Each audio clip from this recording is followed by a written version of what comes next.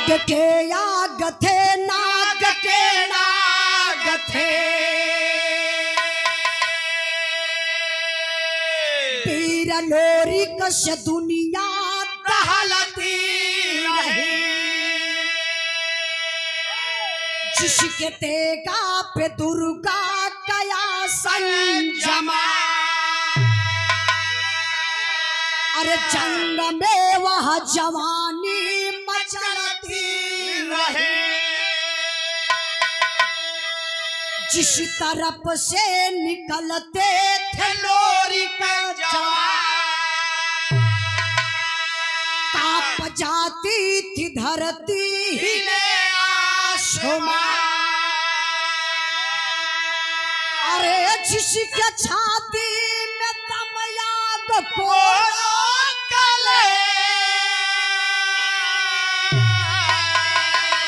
मौत को मात देता रहा कारवां।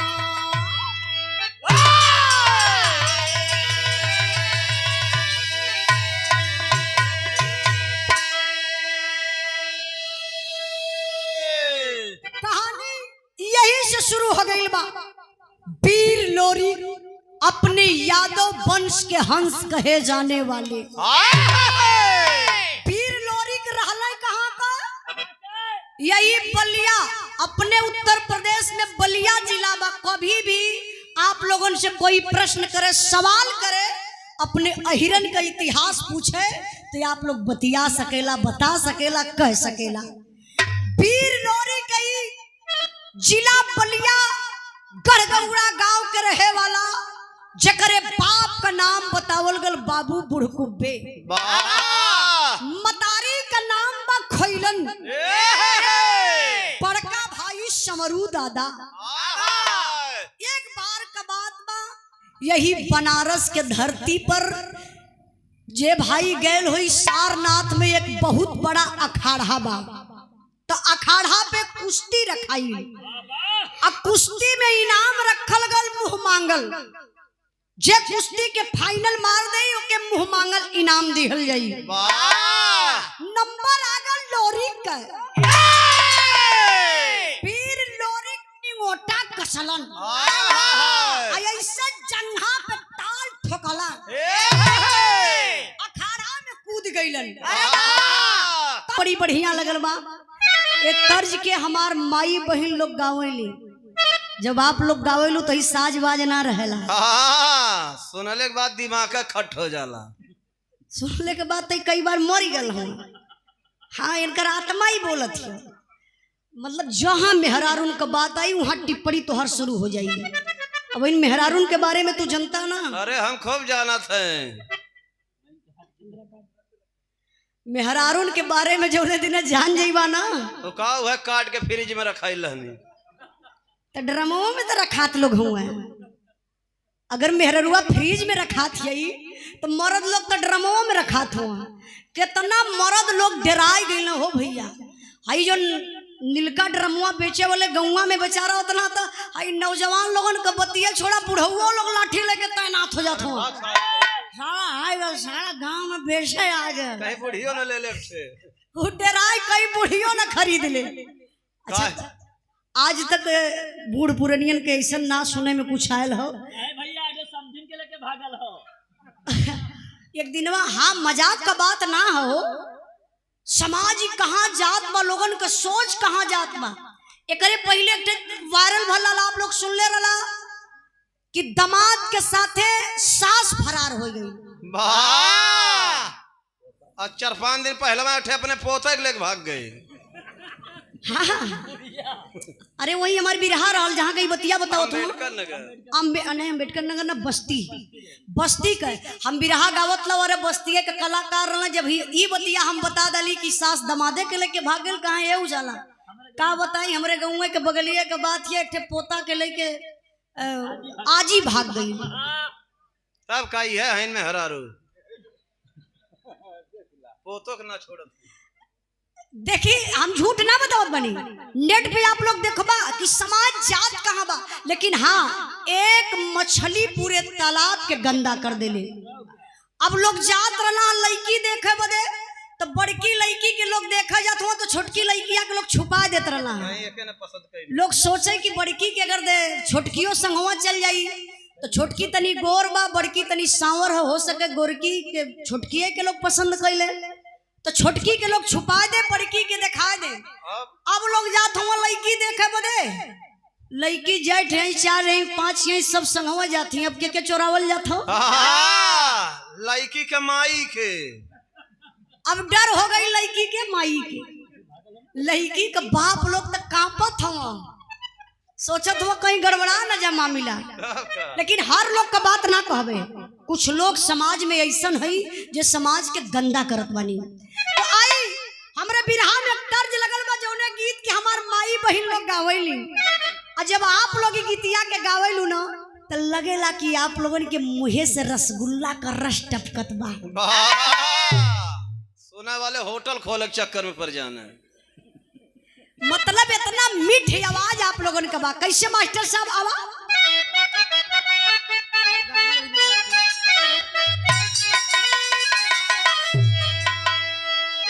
इहे गीत के लाइन बा कवन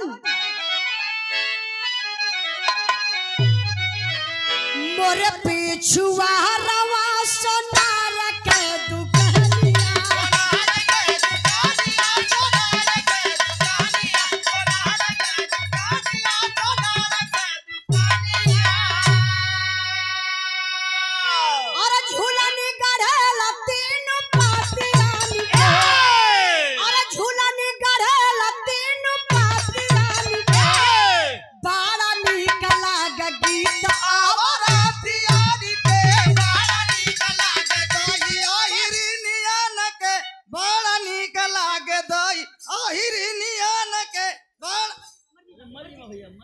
मर जाइबा लगनियो में डर रहतियो।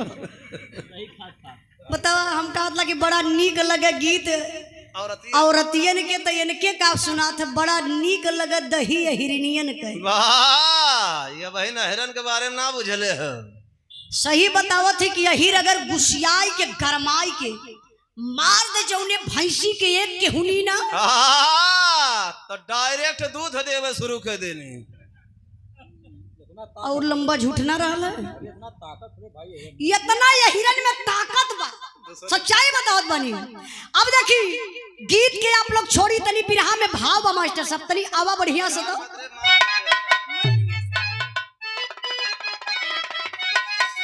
काहे आप लोगों का खटिया हट गई गाड़ी आगे पीछे ए भैया गड़िया ले जा निकाला कहाँ जरूरत रही अब हो बिरहा में भाव बा। आवा मास्टर साहब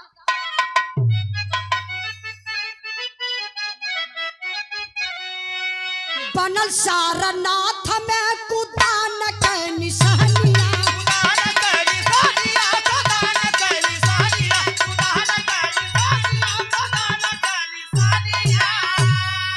अरे कब न डराइले वो समारिया से अरे कब न डराइले वो समारिया से चिरला पाथरे का छाती कहला बारिया से चिरला पाथरे का छाती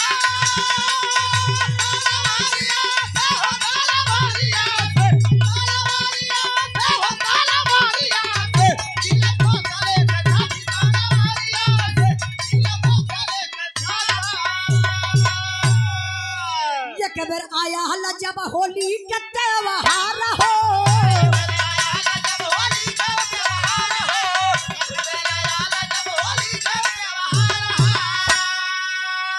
सथियन के सहन कर रही के पाव छार हो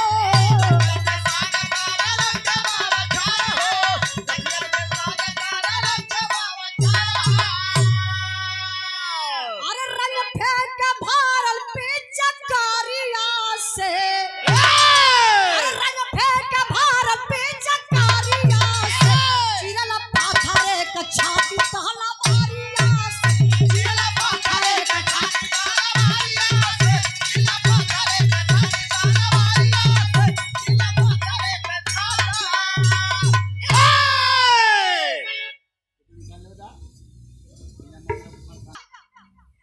जब गईलन अखाड़ा पे बड़े बड़े वीर अइलन लड़े बदे बाबू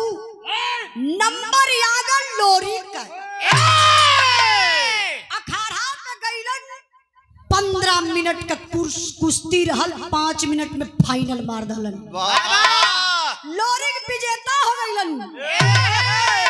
लगल सभा में ताली, कहा जियो रे यही रे का बेटवा। आहिर हाँ यही रही। अरे इ तो बड़ी पागल बिरादर होले। तोरे घर में घुसल है ना का कहियो। नहीं भैया बुद्धि 12 बजे खुलेले। हाँ जब से जोगी बाबा बैठल में 24 घंटा खुलल है रे। अब तो लोरिक हो गइल विजेता। तो आप लोग समझ सकीला जे विजेता होला और दिल मन एक अलग तरीके का हो जाला। शरीरिया लोरिक एकदम ऐठ गई। कहले समनवा रहल होली का त्योहार। कल हर साल होली तो अपने गांव में खेलली। येदा पारी का होली चलब बगल के गांव में खेले। बगल का गांव कौन बा? कुसुमापुर, जहां का राजा सहदेव जेकरे बिटिया का नाम बतावल गल चनवा। ये चाचा दादा लोग चनवा के जानत हुआ। कहाँ से ये लोग तो लोरिक के संग हमें रहत रहने। नहीं, पहले का पुरनिया लोग लोरिकी गांव है। पहले का लोग काने में लुरकी पहने सब जान जा कहे तो लोग जान जाए कि पक्का यही रहो। अच्छा आज का लोग लुरकी पहन लिया तो आज लोग का कहे जानत हुआ? कि चूहड़ा एक नंबर है। हाँ पक्का चूहड़ा है। पहले का पहचान रहे। दादा लोग लुरकी पहने, बड़की लाठी ले ले और गजब का पगड़ी या हिरौआ बांध के जब चले चनैनी लुरकी गावत न हो, सुनवैयन के आनंद न आ जा। आज तक कहाँ चनैनी लुरकी गावे खातिर गवैया बहुत पीछे हट जात हुआ। देखी बिरहा पर ध्यान दई। अब लोरिक कैलन का सोचले कि चलब बगल के गांव में होली खेले। तो राजा सहदेव का बिटिया चनवा वही छत्ते पे चढ़ के अपन ये बरवाई से कंघी करत रहल। यहर से लोरिक 5-6 गो लवंडन के साथे होली खेले चलत हुआ। तो भयल का मास्टर साहब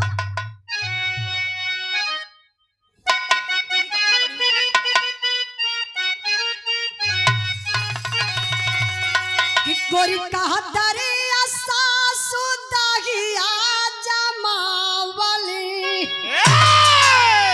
ये हमारे पापा का फेवरेट गीत बा। गावल गीत स्वर्गीय रामदेव गुरु कबाई पापा हमके सिखौले हो। कहले बेटा जब भी तू गाया कौनो भी गीत तो अपने अंदाज में गाया, चाहे बन जाई चाहे बिगड़ जाई तो हार रही। ये हमार अंदाज बा। कैसे? कि गोरी कहता रे सासु दागिया जमावली। कि गोरी कहता रे सासु दागिया जमावली। अमृत डालने जो रमावरात हो कादमान मोहे।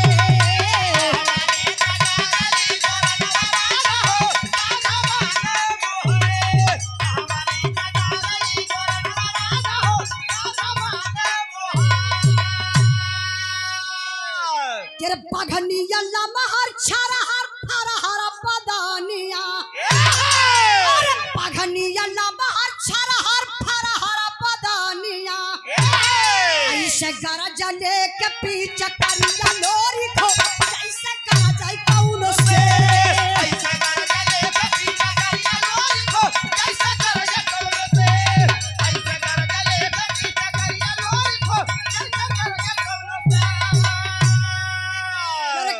खेलता बगल कौआ में आइल। रंग डाल चनवा रंगवाई में भीग गइल।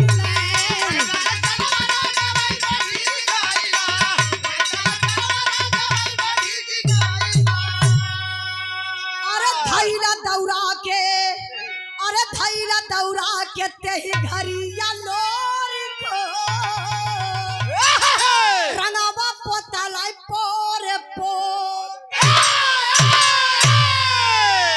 ध्यान दे बाबू, चनवा तो छत्ते पे बा, लोरिक नीचे हुआ 5-6 गो लवंडन के साथे। लवंडा का मतलब ही मत समझिए आप लोग की नाचे वाला। यार देखा लवंडा कहल जाई तो नाचे वाला समझ जीवा ना। और यहाँ अगर अंबेडकर नगर फैजाबाद अयोध्या चल जा लवंडा। तो वहाँ लवंडे कहीं है। लड़कियन के लवंडिया कहन। हाँ, एक दिन एक जने इनाम देत हुआ अयोध्या में हमार प्रोग्राम रहल, कहा हमारे लवंडे के तरफ से। हम कहली लवंडे, हम ये सोची कि मतलब नाचे वाला।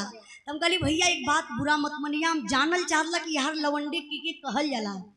तो कहत हुआ कि यहाँ लड़कन के लवंडे कहल जाला। आज अलग अलग बोली भाषा होला, तो यहाँ देखल जा हमारे आजमगढ़ में कहल जाए कि 5-6 जने कहा लवंडा कहले पर आप लोग समझिबा कि नाचे वाला। सब का यहाँ तो 3 लवंडा रहना खाली। अब 5-6 जने के साथे लोरी की ऐसा ही ऐठत के चलत हमें। चनावा वही छतवा पर से लोरी के देखलस।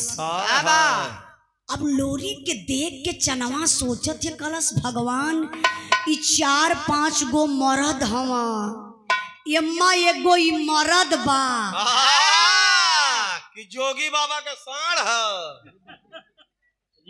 नहीं मारना हो, बेइज्जती हो जाएगी। काई कौनो मर्द बा कि कौनो देवता बा, चनमा समझी ना पौलस। अच्छा काहे बदे हम बताइला कि पहले के मर्दन में आज के मर्दन में बड़ा अंतर हो गया। अब का मर्द तो झरा शुरू हो गए हुए। कैसे? छोटा हो लगने। हाँ, आजकल का मर्द आप लोग देखबा लंबाई ना, तो जे सबसे ज्यादा अगर लंबा होई तो 7 फीट मान ला, 7 फीट के ऊपर क्यों हईबे ना करे।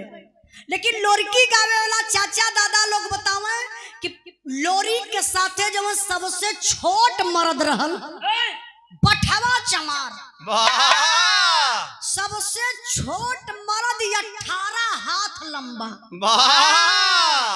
और वही का भाई लाल चनमा चमार के देखा।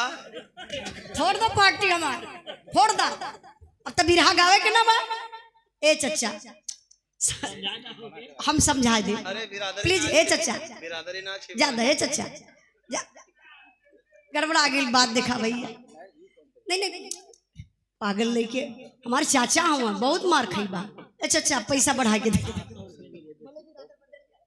पैसा बढ़ा के दे दे। हाँ अगर बढ़ा दे तो मान जाइए, भले बिरादरी बदल जाए, कोनो बात नहीं, कोनो दिक्कत ना। बिरहा पर ध्यान दई। बिरहवा मर कहाँ गड़बड़ा दला। वह चमारे केन पहुंचल है। सबसे छोट मर्द बठवा चमार।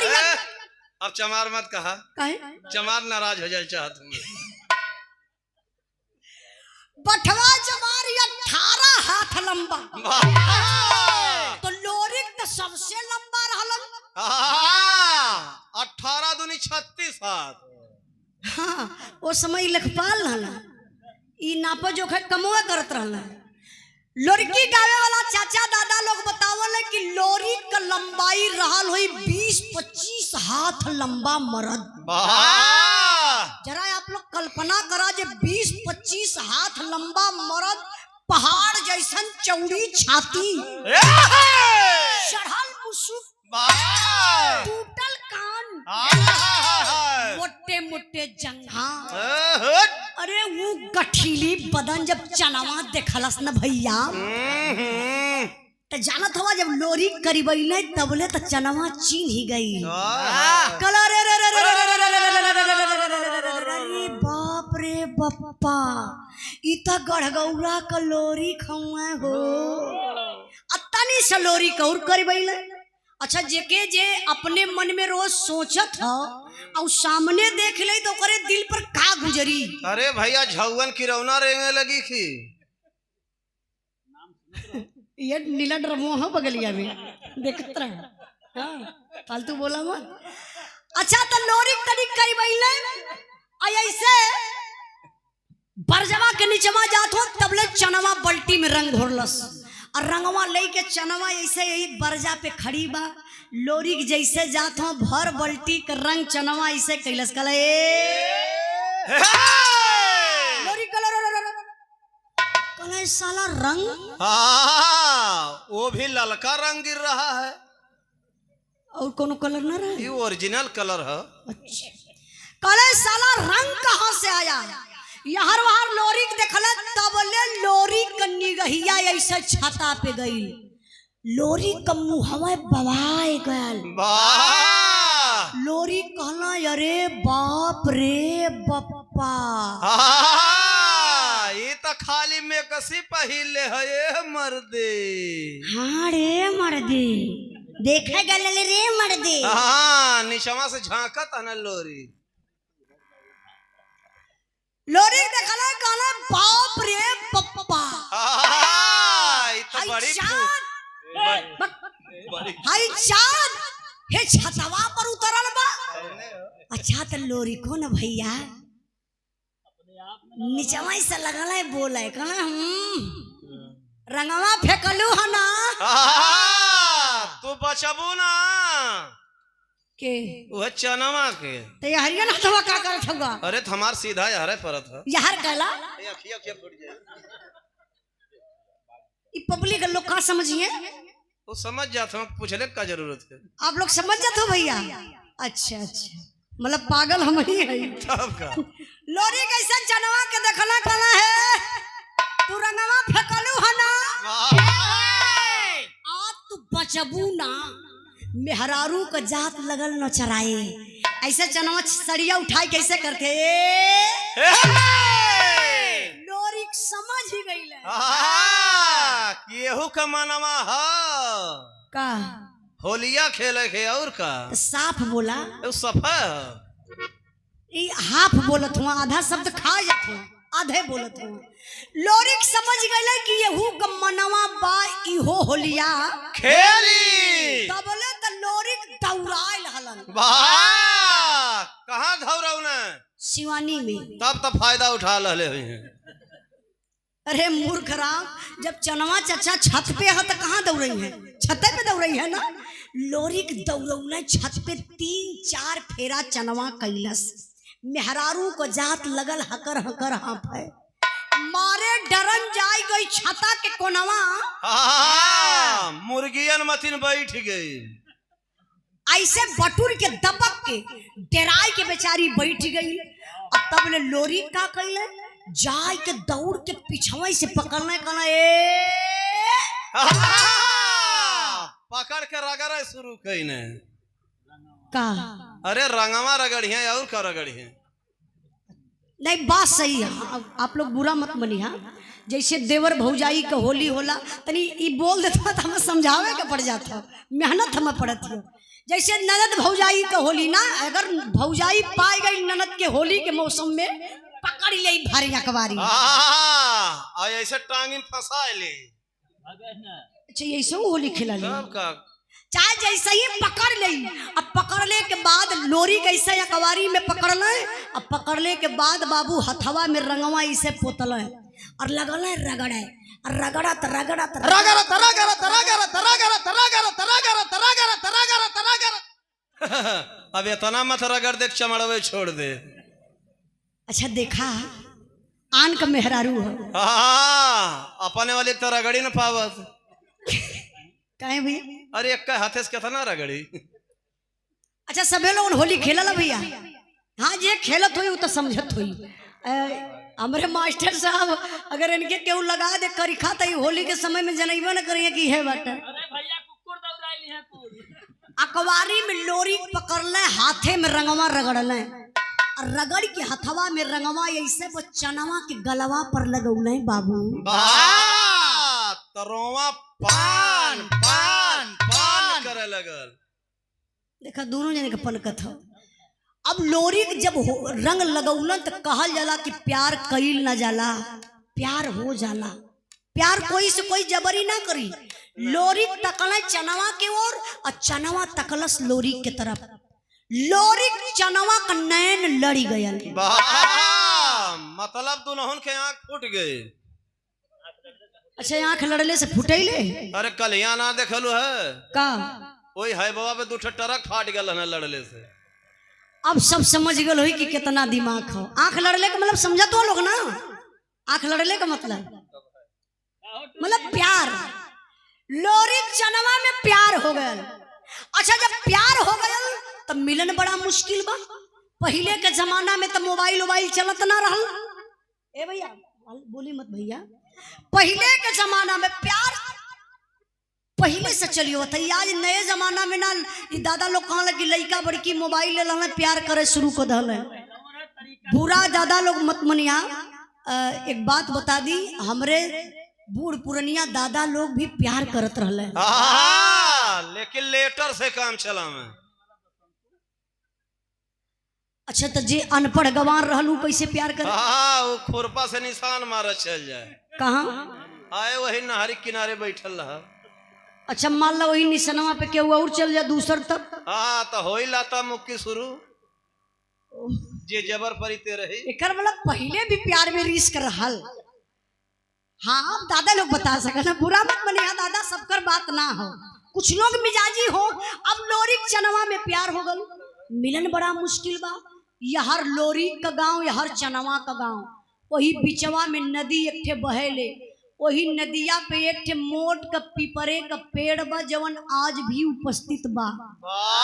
वही पीपरे के पेड़े के नीचे लोरी चनवा के बोलावे जब मुलाकात करे के रहे। धीरे धीरे समय बीतल ये बाबू, लोरी चनवा का प्यार चरम सीमा पर चढ़ल बा।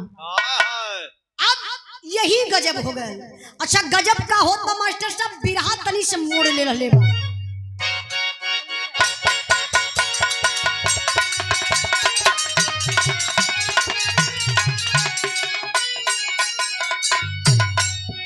प्यार नहीं होला खेलवार यार बतलाई तो हटे,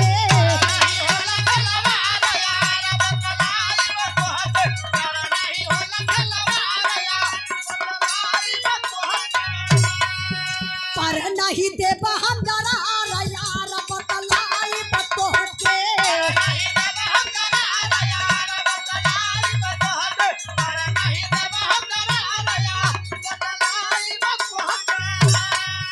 मंजरी मिलल बा धोके दिहन इंसान के,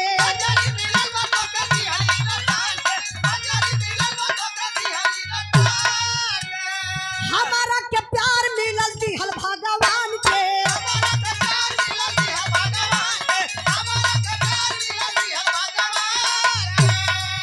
जीत होई होई के करहार यार बतलाई तोहके।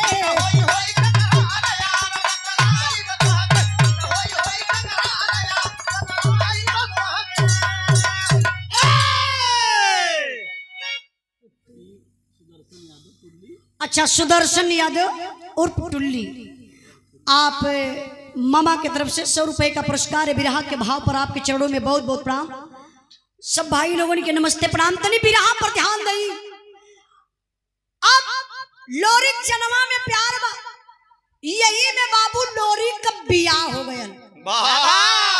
तो लोरी का बियाह मजबूरी रहल। लोरी का बियाह मजबूरी कैसे भयल तनी से आप लोग लेके दिमाग चला। अगोरी खास सोनभद्र, सोनभद्र जिला बनारस से आगे बा। सोनभद्र के रहने वाले एक राजा जिसका नाम बताया गया बाबू राजा मुलागी। इतना बड़ा अय्यासी राजा था। आसाराम के भाई रहल का सरवा। हाँ बहुत बड़ा अय्यासी राजा था। चाहे कौनो भी बिरदरी में कौनो भी कास्ट में बिटिया पैदा हो जाए केहू के घरे, खाली वो रजवा के पता चल जाए कि फलाने के घरे बिटिया पैदा भइल बा, उ रजवा एगो धागा भेजवाई के वही बिटिया के सौरिये में कलैये में बिटियावा के बनवाई दे। काहे यह मल्ले रजवा धागा बनवावे कि जौने दिने बिटिया सयान हो जाई, एकर बियाह होई, एकर सुहाग वाली रात सबसे पहले हम मनाई, ओकरे बाद ही अपने ससुराल जाई। जरा सोचिए वो कैसा मंजर था, वो कैसा दिन था। क्यों के बहन बिटिया का रजवा इज्जत छोड़त ना रहल। धन्यवाद तो हम बाबा साहब के देत बनी, बाबा डॉक्टर भीमराव अंबेडकर जी के। ए भैया तनी धीरे धीरे भैया, हरियन हल्ला उल्ला ना होते, क्यों वहीं से बोला था तो मनवा डिस्टर्ब हो जाता। प्लीज 10 मिनट ज्यादा ना। देखिए अगर वो मसीहा बाबा साहब भारत में पैदा नहीं होते तो शायद जो मैं बिरहा गा रही हूं ना, हम गा नहीं पाते, जो आप लोग प्रेम से सुन रहे हैं सुन नहीं पाते। कितनी बड़ी समस्या थी। पहले राजतंत्र हुआ करता था। राजतंत्र का मतलब राजा का बेटा जो रानी के तन से पैदा भले भले हाफे दिमाग का रहे, लंगड़े रहे, आंख के अंधे रहे, पागल रहे, लेकिन रानी के तन से पैदा भल बा तो उहे राजगद्दी पर बैठी और जवन उ कही और तौने सब लोग मानी। लेकिन धन्य है बाबा साहब जो आपने संविधान को लिख करके आज अधिकार दे दिए समाज को बराबर का, जो एक मत देने का अधिकार मिला, जो वोट दे करके आप लोग हर 5 साल पे अपने मन पसंद राजा चुन सकते हैं। अब हम लोग लोकतंत्र में हैं। अब राजतंत्र था, रजवा केहू के बहन बिटिया का इज्जत ना छोड़े, तब तक बाबू वही के रहे वाला मंगल माहर जकरे बिटिया का नाम बतावल गल मंजरी। बड़ी सुंदर मंजरी रहल बाबू। रजवा मंजरी के भी कलाई में धागा बनवले बा, इंतजार करत बा मंजरी सयान हो गई बा, एकर बिया होई, एकर इज्जत लुटाई। लेकिन कौन ऐसा बाप धरती पर रही है बाबू जौन अपने बिटिया का इज्जत लूटत देख के और धरती पे जियत रह जाई। मंगल माहर सोचले का धरती पीरन से खाली बा, कौनो तो यही तैयार होई लई के रिश्ता। मंगल माहर बाबू जाए लगना अच्छे अहिरन के दुआरे, कौनो यही तैयार है न भइलन। काहे मंगल माहर एक शर्त रखा है, कहा हमार शर्त है बा हमरे बिटिया से शादी उहे स्वीकार करी जे राजा मुलागी से लड़ाई लड़ के डोला के सुरक्षित लेके आई। अच्छा यही लोग कहे कि जान बचे लाखों पाए, जिंदगी रही तो बड़ी शादी देखल जाई। के बा के राजा से पंगा लई, राजा हा गर्दनिया कटवाए लई, के विरोध करी। तबले खबर कहीं से मिलल मंगल माहर के साला शिव बच्चन जी के मतलब मंजरी के मामा के पता चलल कि एक लड़का बा बलिया गढ़गौरा गांव को जौने का नाम बा लोरिक, बहुत बड़ा पहलवान बा, बहुत बड़ा वीर बा। बड़े बड़े लोगन के 5 मिनट में छक्का छोड़ा लेला। ए बाबू लई के रिश्ता देखा, पहले गड़ियों घोड़ा ना रहल, पैदल अगोरी खास सोनभद्र से अइले बलिया। और जब अइले गढ़गौरा गांव में अपन शर्त रखले बुढ़कुब्बे जी के सामने, मतलब लोरी के पिताजी के सामने। जब लोरी के पिता ये बात के सुनले कि राजा है केहू के बहन बिटिया का इज्जत ना छोड़त हो, लोरी के बुला लहलन, कले बेटा इस शादी स्वीकार कइले। कौन ऐसा राजा बारे जवन केहू के बहन बिटिया का इज्जत ना छोड़त बा? बाबा शादी पड़ गई, कहानी 60 में समझी। शादी का डेट आयल, लोरी के बारात लेके बलिया गढ़गौरा गांव से चलने अगोरी खास सोनभद्र में। जैसे आप लोग बरतिया बन किया लो वैसे बारात गई, बड़े शांति से शादी भैल। मंजरी के डोला उठल, सुबेरे का जब विदाई भइल राजा से जाए के चुगुलाई कह दहलस। चुगुला देखा, चुगुला हर समाज में हर समय में रहल है। ऐसा नहीं नौकरी बा चुगुलाई के, बिना पैसा बिना तनख्वाह के चुगुलाई बड़े ईमानदारी से चुगला लोग करल है।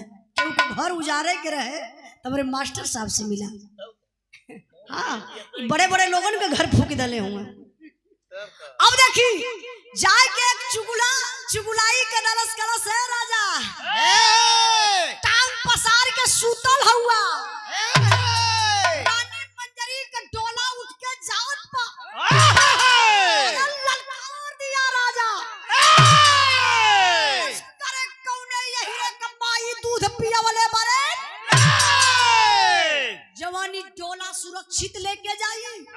यहाँ से राजा मुलागित का सेना, यहाँ से लोरी, युद्ध छिड़ गया बाबू। लगल लोरी खच खच खच खच गर्दन काटे, लड़ैया के जीत गईलन। डोला लेके अइले कहाँ लोरी? वही मारकुंडी पहाड़ी पर। जब बनारस से जे अक्सर हमारे ट्रक का ड्राइवर भाई लोग जात रहल हैं, बड़ी ऊंची पहाड़ी बा। 54 से पहले जहाँ से ललका बालू अवेला उससे पहले वो पहाड़िया बा, बहुत ऊंची पहाड़ी। वही पहाड़िया पर डोलवा लोरी के रखल, मंजरी डोलवे में से काली पति देव हमरे नैहरे का पहला डोला बजवन सुरक्षित जात बा, हमरे नैहरे में कौनो निशानी दे दा। बारे वीर लोरी निकाल लिया तलवार। बहुत बड़ा एक विशाल पत्थर है बाबू। लोरी कोई पथरा पर तलवरिया चलौलन, पथरा दू टुकड़ा में हो गल। छोटहार पत्थर ना बा, आप लोग नेट पे सर्च करके देख सकला वीर अहिर लोरी वीर पत्थर। तो यही देखा तो ना इतना बड़ा टेंटवा का आधा कहला, इतना विशाल पत्थर है, बड़ा मोटा है। जहाँ हम लोग देखले बानी वहाँ हर साल वीर लोरी पत्थर पर बिरहा भी लोग समाजवादी पार्टी के लोग करावल। दिन में काशीदास बाबा का पूजा होला, दंगल भी दिन में हुई, रात का प्रोग्राम होला। कई बार हमके मौका मिलल बगावे के। तो देखी डोला लेके सुरक्षित लोरी कैलन कहाँ, अपने गांव गढ़गौरा घरे बलिया में आई गई। नात रिश्तेदार जुटले हम। ए बाबू तबले खबर मिलल चनवा की। अब तक चनवा खौल न गई, कहले कहो ममवा प्यार कैलस हमसे, अब बियाह कलस मंजरी से। का मंजरी हमसे ज्यादा सुंदर बा। लोरी के मंजरी बलौलस वही पिपरे के पेड़े तरे। और सॉरी चनवा लोरी के बलौलस पिपरे के पेड़े तरे। कलस का हो अब हम महकह लगली, बियाह कलला मंजरी से, हमसे ज्यादा सुंदर बा समतिया। सुना कौनो कागज का टुकड़ा ना कि फाड़ के डस्टबिन में फेंक दी। हमारे तोहरे प्यार का परीक्षा हुई। अब प्यार के परीक्षा में ये पिपरे के पेड़े के साक्षी मनबा। सुना 5 जगह यही तलवार से निशान कह दिया, देख ले तोहार वीरता, जीत जइहा, जौन कहबा हम मान जइबे। एक बात और सुना, अगर तोहसे पहले हम आ जाई तो 5 जगह यही सेनुरा से पिपरा के पेड़वा के टीक देबे।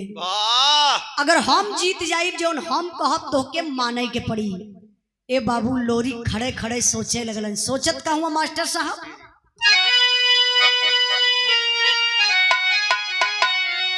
हमारे बड़ी बिरहा पर ध्यान दें। हमार बिरहा कहाँ पहुंचल है देखी, बिरहा लोग सुनत हुआ कि देखत हुआ।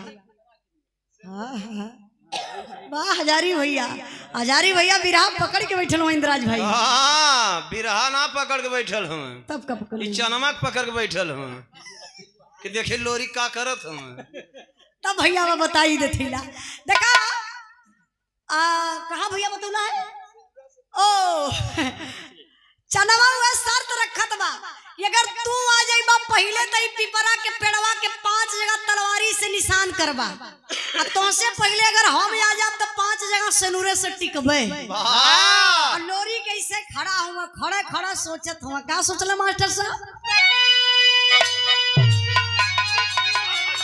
अरे सभारा कैसे लोरी का बिरवा, कवर प्यार खड़ा कवर से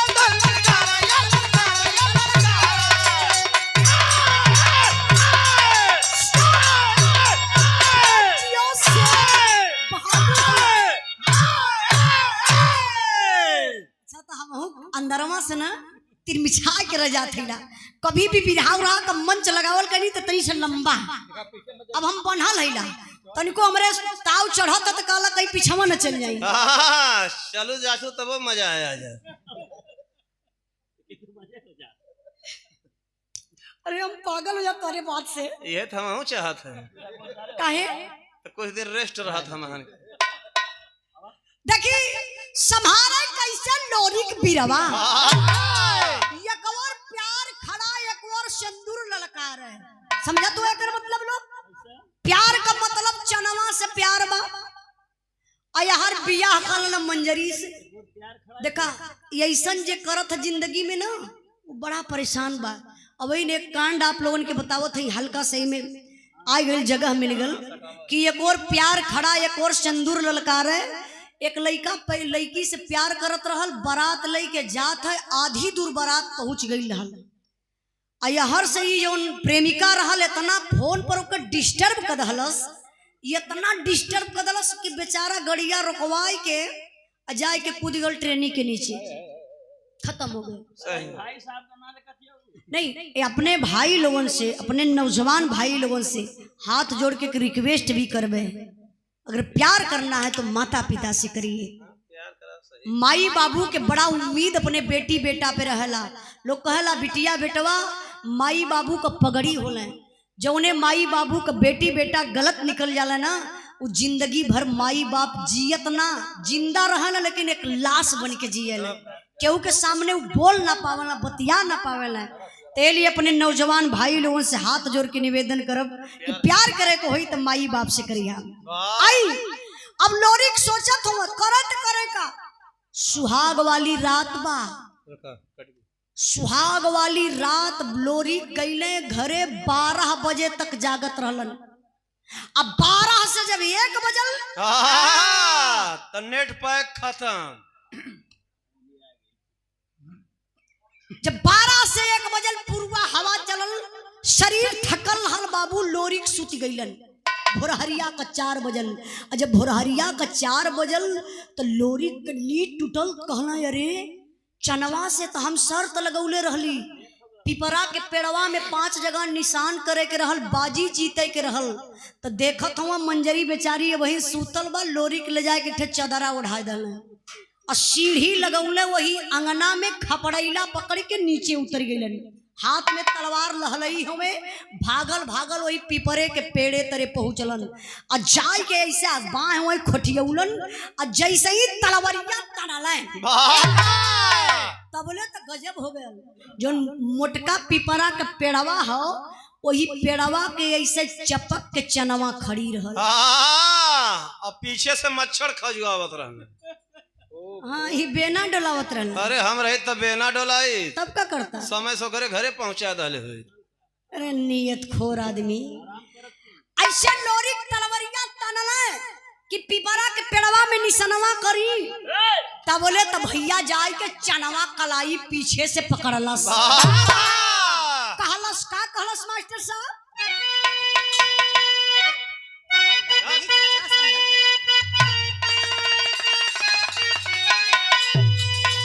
अरे दुल्हन क्या संग रहला सूतलवा राजा, तोहार निदिया नहीं टूटल हो राजा, तोहार निदिया नहीं टूटल हो राजा, तोहार निदिया नहीं टूटल हो राजा।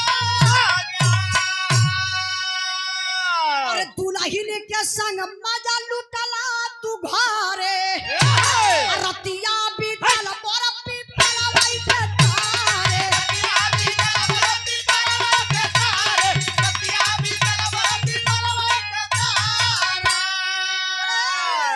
अरे देखा सनुरवा न छूटल राजा, तोहार निदिया नहीं टूटल हो राजा, तोहार निदिया नहीं टूटल हो राजा, तोहार निदिया नहीं टूटल हो राजा। चनवा करा सुना, दुल्हन के संग रहला सूतल ये राजा, तोहार निदिया नहीं टूटल ये राजा। सुना तो हंसे पहले आई के देखा हूँ 5 जगह पिपरा के पेड़े के सेनू से टीक धली। अब लोरिक सन जनवा कला सुना और हमार बाती बजिया जीतली कैसे, कहा अरे बाजी हम के जीतवला गोसैया, हमारा के लेके पर बचाला सैया, हमारा के लेके पर बचाला सैया, हमारा के लेके पर बचाला सैया। अरे बिरहिन का किस्मत बा फूटल या राजा, तोहार निदिया नहीं टूटल हो राजा, तोहार निदिया नहीं टूटल हो राजा, तोहार निदिया नहीं टूटल हो राजा। काला सुना भगवान का दिहल तो से हमार प्यार बा, समाज का दिहल मंजरी बा। हाउ देखा 5 जगह पिपरा के पेड़े में टीक के बाजी जीत गईली, तो के छोड़ब ना, लेके चला पूरा चनवा यह लोरी का कलाई पकड़लस, ले के खींचले जात बा। लोरी कलाई 1 मिनट मंजरी से बियाह कैले हिला, जाई मंजरी से मिल नहीं, ओकरे बात तोहरे साथे चलबे। चनवा कलो सरे ननवा एक राती मिल रहला उहे बहुत हो। कल एक रात मिलला बहुत कैला अगर यब मिले करबा ते तलवारिया पकड़ के हचाक दे काट ले का काट ले मुड़िया काट ले का सुना अगर मिले कहला यब ना मंजरी से तो हमसे बुरा केहू ये धरती पे होबे ना करी। ए टेंट वाला भैया तनी 2 मिनट और रुका तो चनवा कलश की अगर अब मंजरी से मिले कहबा तो हमसे बुरा ये धरती पर केहू दूसर ना होई। लोरी बड़ा चिरौरी कैले चनवा मान गई कलश सुना हजारी भैया धीरे धीरे का सुना तू चलिहा मंजरी से अंदर मिलिहा हम बहरे खड़ी रहबे मिलले का टाइम पहले घड़ी उड़ी ना चलत रहल कहला है अपन एड़ा जमीन पर धमकाई 3 बार हमारे पायल का आवाज तोहरे कान में जाई समझ जइया मिलने का टाइम खत्म। बात कचा रही ए हटा दे ध्यान दई बाबू हाँ आज भैया लगले बोलवा ले ए भैया लोरी कैले अंदरवा मंजरी से मिलत हुआ जरा आप लोग कल्पना करा तनी सही भी रहवा अपने पर लेला कि बियाह भयल अब पति पत्नी के दूरी हुई तो का एहसास हुई। मंजरी अपने आप के रोवे झूठही बियाह हो गल जन्मते बल्कि मर गल हुई एक रात का सुहागन पति से साथ छुटत बा लोरी के अपने आप के रोवे ये बाबू यह हर चनवा बहरे खड़ी बा एड़ा धमकौलस 3 बार पायल का आवाज लोरी के कान में गयल तुरंत लोरी निकल के बहरवा अइले तो देखो तुम संवरू दादा वही गैयन के चारा चलावत रहले तो लोरी के देखले जब बड़के भैया संवरू के तो जाय के संवरू दादा कैसे लोरी के पैरवा छुअत हो कहला ए जिया बाहरे संवरू का बेटा जब ऐसे पैरवा छुअलन संवरू दादा हमरे बिरहा में 2 लाइन लोरिकी लगल बा जवन दादा लोगन का फेवरेट चीज बा। ये चीज जब दादा लोग पा जाना तो बड़ा मगन होने पहले बिना साज बाज के लोरिकी गवाए अब तो साज बाज पर आई गई। जब समरू दादा का गोड़ धैले लोरी के बाबू समरू दादा का मुंह बवाए गए। समरू दादा एक बेरी लोरी के देखा एक बेरी चनवा के देखल कहले करे लोरी का अब ही नम तोर कल ही बियाह कैली एक पे एक फ्री हकारे करे ही कौन बारे बोल बोल अब लोरी के अवजिया न निकलत बा बड़े देरी के बाद कहले दादा यह जनवा बा प्यार करत रही बचन हार गईली लेके पूरब साथ हो। अरे बाप रे बप्पा भाई का ममता बा समरू दादा लगल है रोवे रोवत कैसे हुआ मास्टर साहब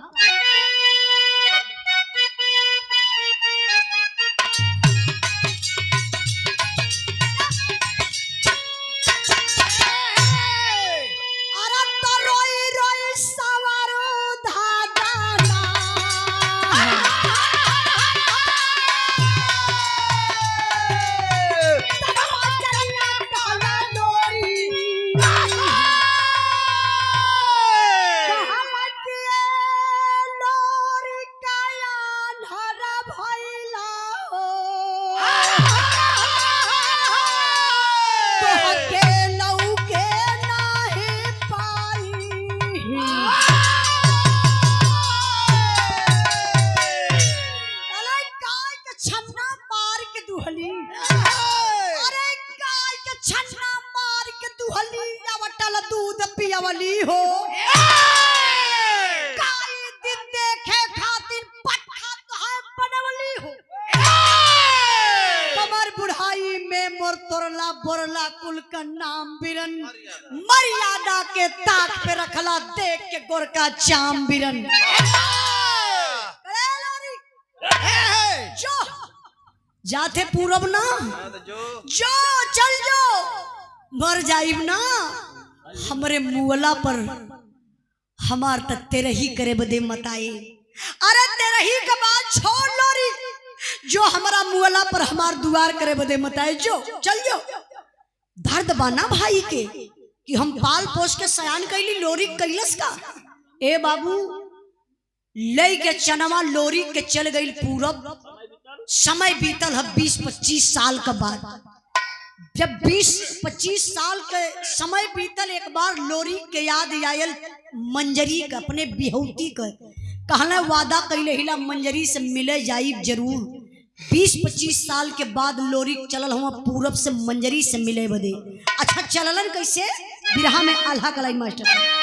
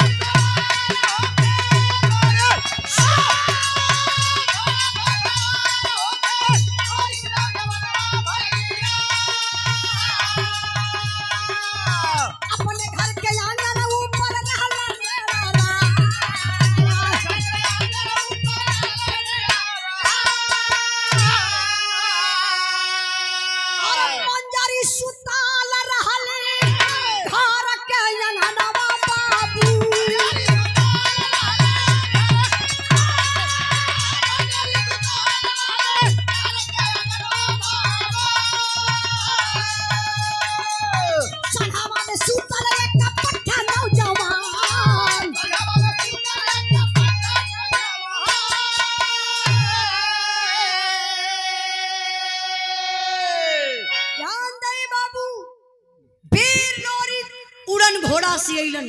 पहले लोग बतावे कि घोड़न के पंख लगल रहे। अब वह पंखवा निकाल हेलीकॉप्टर में लग गल हो। हाँ, वही कई इंजीनियर बैठल हवा। लोरी उड़न घोड़ा से अइलन। पूरे गांव का हाल चाल ऊपर से लहला। जब ये अपने अंगना के बीचों बीच अइलन, हचाक दिन एकदम ब्रेक लहना। घोड़ा में कहाँ ब्रेक होला? वो कक्का होला तुम्हें कह मालूम। सफारी बनौले हुआ। और खानदान में क्यों चढ़ा घोड़ा पे? ऐसे लोरी के मिड़रात हुआ। मिड़रात अपने अंगना के बीचों बीच अइलन। अजोरिया रात बा, एकदम ऐसे प्रकाश बा।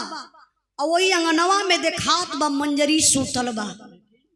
और वही मंजरी के बगलिया में कौनो पट्ठा नौजवान पहलवान मर्द सूतल हो।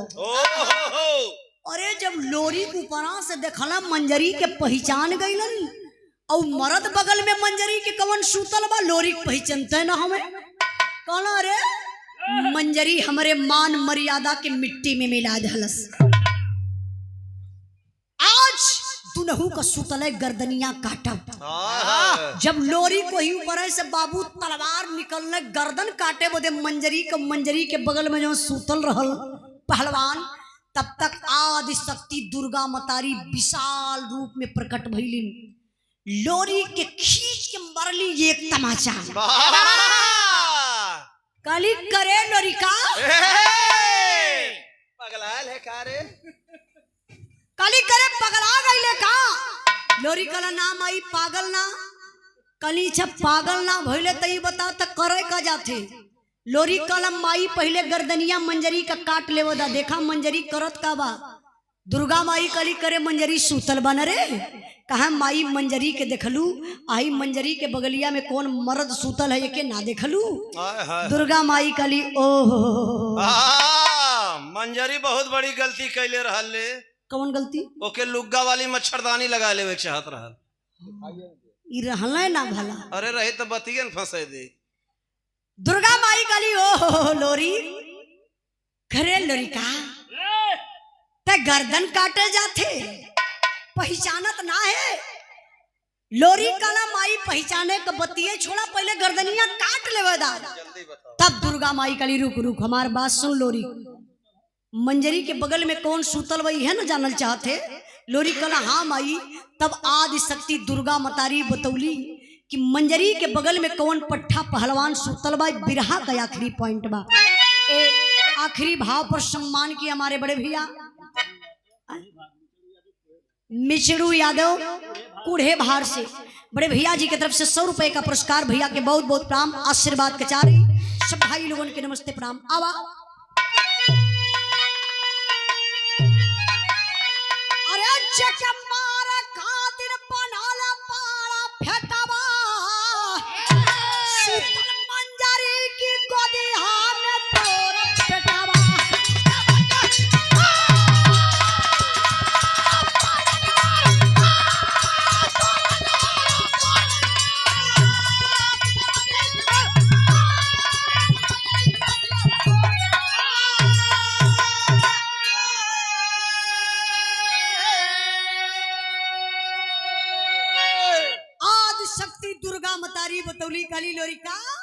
सुन सुन, जन जाते गर्दन काटे ना तो से एगो सवाल बा।